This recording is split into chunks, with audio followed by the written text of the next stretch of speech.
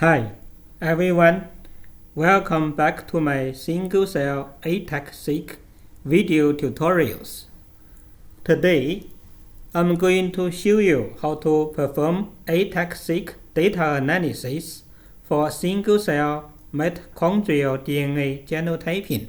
For today's tutorial, I'm going to use the colorectal dataset published on Nature Biotechnology. You can download the data from Genotyping website. So the tumor was formed by the epithelial cells. It also contains infiltrated immune cells.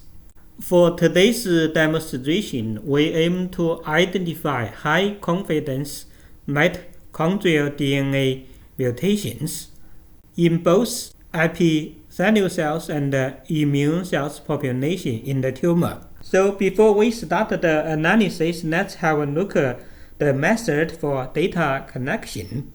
The ATAC sequencing method was initially developed to sequence nuclear open chromatin regions, and the cell nuclei were isolated from cells for subsequent cDNA preparation.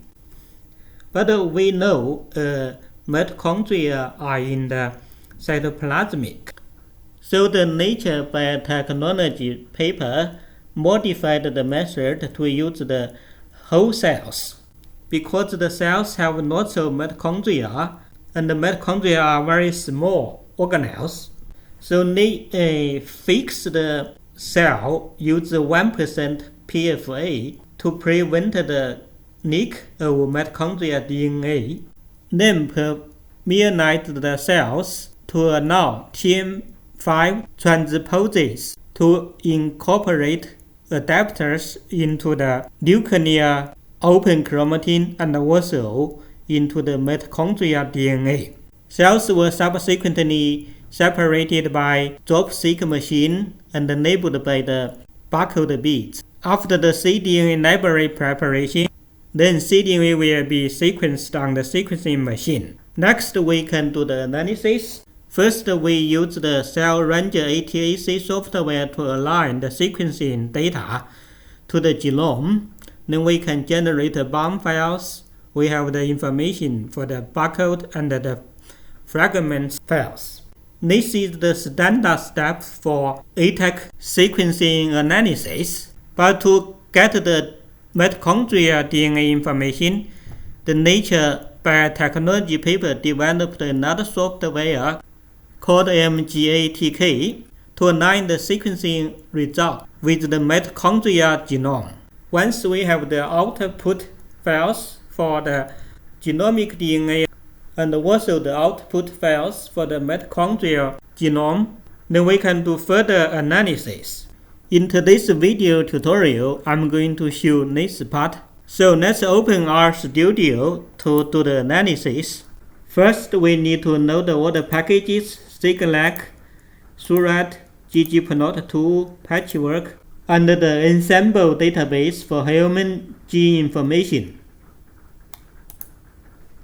First, we need to analyze the sequencing data for the genomic DNA.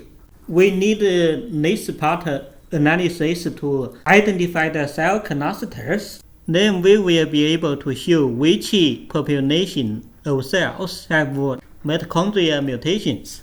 So I'm going to quickly go through the DNA accessibility analysis. If you want to understand more about the analysis, you can watch my ATAC-seq video 1 and 2 for the PBMC dataset. First, we load the matrix data as counts for the DNA accessibility assay. Then we load the annotation files from the ensemble database for human genes. So we need to use the UCSC style because the data was mapped to the human genome 19. So now we have the matrix data and also the annotation files. So we can use the matrix data, the annotation files, together with the fragment files to create a chromatin assay as CRC assay. So you can see we have 3,535 cells in the chromatin assay. So next we note the metadata. The metadata was generated by Cell Ranger ATAC software. Then we can use the assay data and the metadata to create a threat object. We name it as CRC. So you can see we have a CRC threat object here. And we can have a look at the object to see how many peaks and how many cells are in the CRC object. So you can see we have more than 81,000 peaks and 3,535 cells. So now we can calculate the quality control matrix to perform the quality control. First, we calculate the transcriptional start site enrichment score.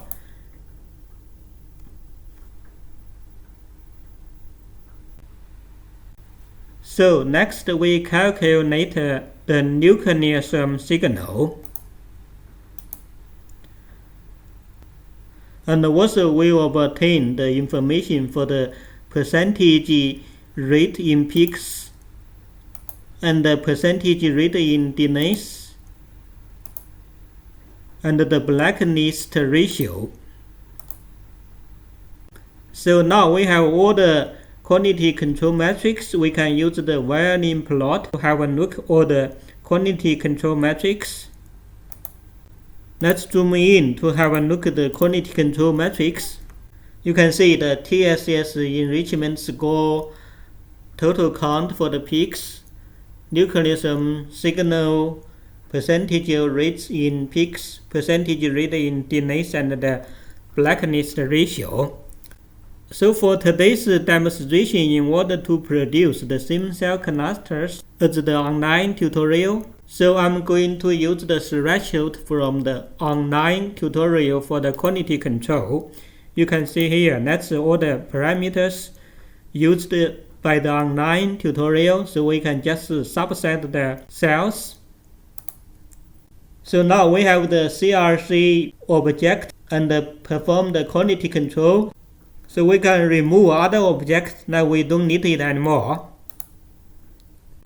So we created a threat object for the nuclear DNA sequencing information. And also we performed the quality control. So next we can load the sequencing information for the mitochondrial DNA. So we name it as the metadata. So let's have a look at the data set.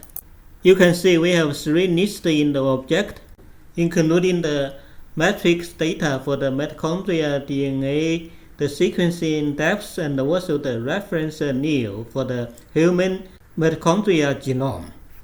So now we can use the matrix data from here to create a mitochondrial assay. So we will use the counts to create a assay object as mito. So let's have a look at the assay data, mito. You can see we have more than 132,000 features and 3,511 cells in the mito assay dataset. But if you see the CRC object, we only have 1,861 cells because we performed the quality control for the CRC object. So in order to identify the mutations in different cell types, so we are going to subset the cell types for the mitochondrial assay to have the same cells as the CRC object. Now if we have a look at the mito assay again, you can see we only have 1,861 cells. It is the same number as the CRC threat object. Then we can add both the assay data is mito, and also the metadata for the mito into the CRC surrogate object. So if we have look at the surrogate object now, you can see we have two assays. One is the peaks for the genomic DNA, one is the mito for the mitochondrial DNA. So we perform the quality control for the genomic DNA. Now we need to perform the quality control for the mitochondrial DNA. So we can use the wiring plot to have a look at the mitochondrial DNA sequencing depths. Let's zoom in. You can see the sequencing depths for the mitochondrial DNA. Once again, I'm going to use the same parameter for quality control from the online tutorial to perform quality control for the mitochondrial DNA. So we are going to keep the cells that have mitochondrial sequencing depths equals or bigger than 10. Now if we have a look at the CRC surrogate object, you can see we only have 1,359 samples now. So we perform the quality control for both genomic DNA and the mitochondrial DNA. Now we can use the genomic DNA to cluster the cells. First we set the default assay as peaks. Then we can run data normalization, find the top features for the CRC surrogate object. Next we run lineage dimensional reduction. Then we run UMAP.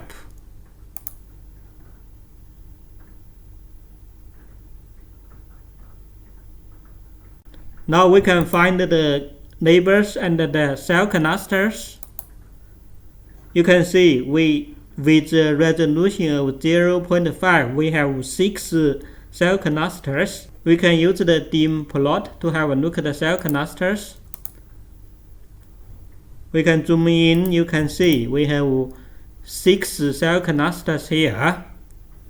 At the moment we don't know what kind of cell types they are, so we need to calculate the gene activities involved to label the cell clusters. So we can calculate gene activity based on the genes in the open genomic region.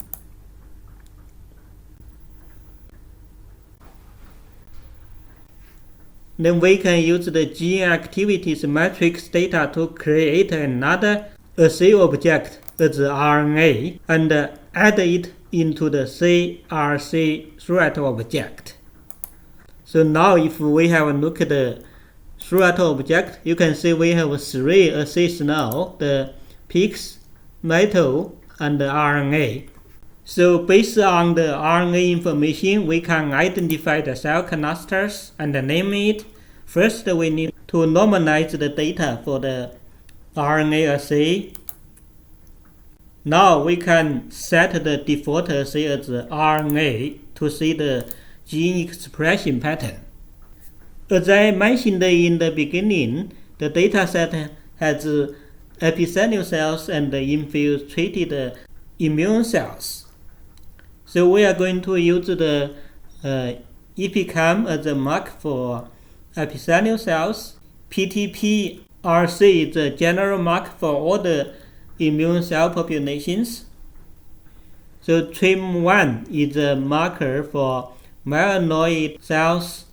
IL-1, R-like-1, is a marker for basophils. GATA3 labels T cells, and KIT is a mark for master cells. So let's run the feature plot for those marker genes to label all the cell clusters. So we can zoom in again to see the mark gene expression. You can see EpiCam labels cluster 0 and 1.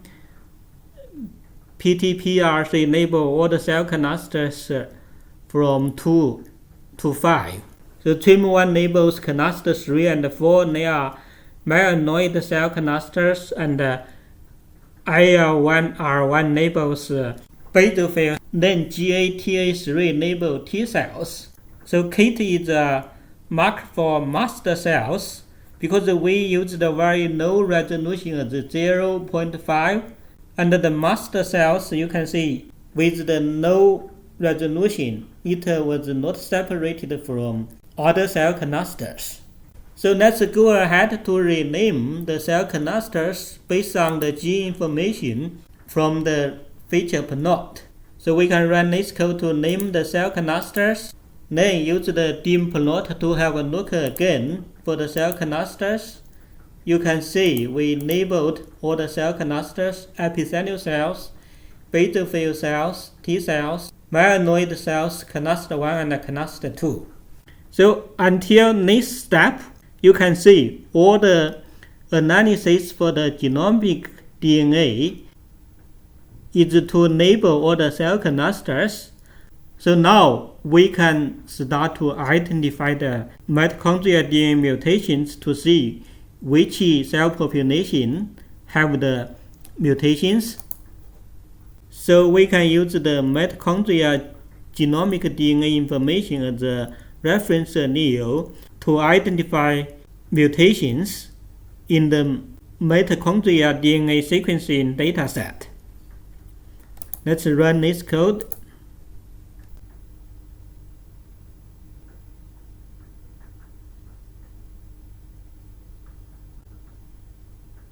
So next we can use the variant plot function to identify high confidence mitochondrial DNA mutations. Let's zoom in to have a look at this figure. You can see in this figure the x-axis shows the strength concordance and the y-axis shows the variance mean ratio. You can see the mutations has been clustered into two colors, the brown color and the black color. When they developed the method for this analysis, they used the TF1 cells to obtain the parameter for determining the high confidence mutations. For mutations labeled as black color, you can see the variance mean ratio is below 0, 0.1, and the strength concordance is below 0.65. So basically the black color mutations could be caused by the sequencing error.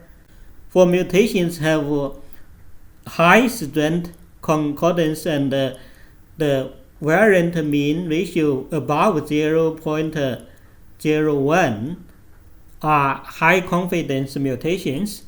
So we can subset the high confidence mutations based on both parameters. So we can subset the mutations using the parameter of 0.65 and 0.01.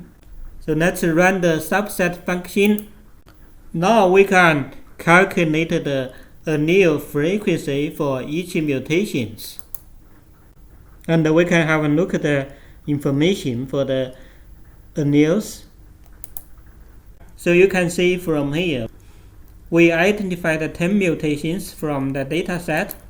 So now we can set the default assay as alleles to see which cell population have the mutations. So now we can use the feature plot function to see each mutation in the cell canisters. As an example, we are going to use 4 mutations here to run the feature plot. You can run the feature plot for all the mutations because we only have 10. Oh, we didn't set the features. Let's set it first. Now we can run the feature plot. We can zoom in. You can see all the epithelial cells have the mutation of 16147 T2C. The mutation 12889 is also in epithelial cell canisters, the same as the mutation for 9728, but 9804, you can see the mutations are mainly in the immune cells. So we can run the heat map function to see what the mutations in different cell canisters. Let's run to heat map and zoom in. Once again, you can see all the epithelial cells have the mutation 16147, so which means all the tumors may originated from the same tumor stem cell.